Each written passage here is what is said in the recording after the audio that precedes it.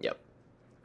My wide receiver 20 is a rookie for the Vikings. It is Jordan Addison, and Jordan Addison figures to be the starting slot receiver for the Vikings this season.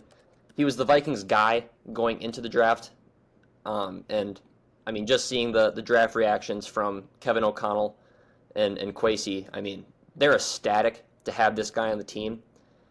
At Pittsburgh, as a sophomore, I mean, just an absolutely stupid season. I don't have the stats off the top of my head, but it was like 1,700 yards, like 16 touchdowns, just a stupid number. And then transferred to USC, led the receiving room there last year. So, ton of talent for Jordan Addison.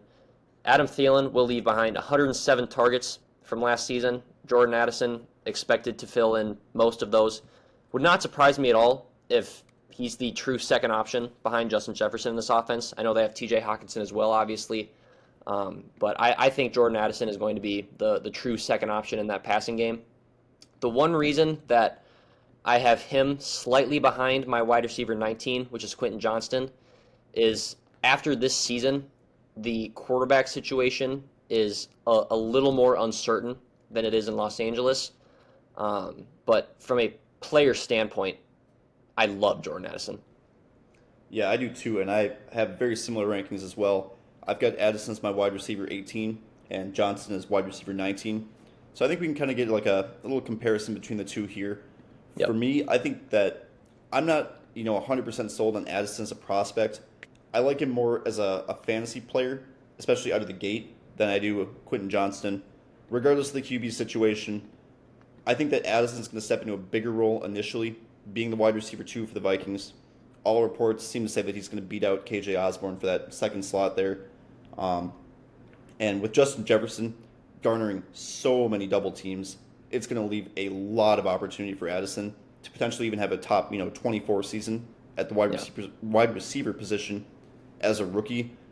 I don't think the opportunity is quite there for Quentin Johnston out of the gate. I think that he might be a better receiver. I certainly think he has a better build at 6'4", 215 compared to Jordan Addison, which is 5'11", 173.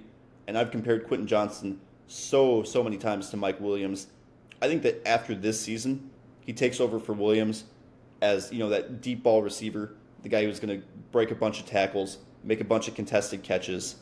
And I think he'll be a better NFL player than Addison down the line.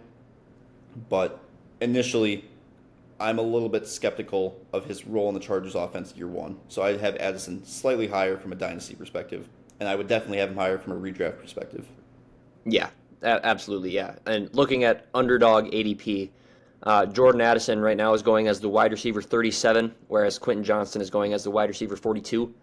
And I would, like you said, I would expect, Addison to have a much bigger role year one.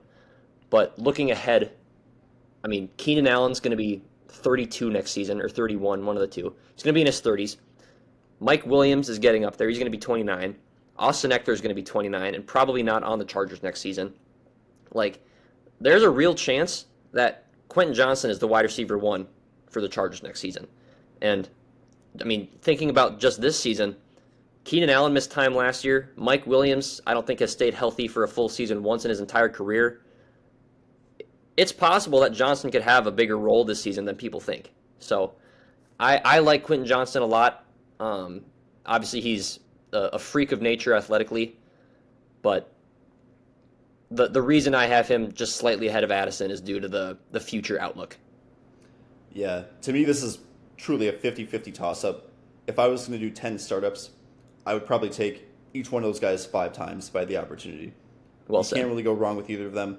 They have very similar ceilings, I would say. I think that Addison might have a slightly higher floor from a real-life perspective, but you can't go wrong with either of them personally. Absolutely.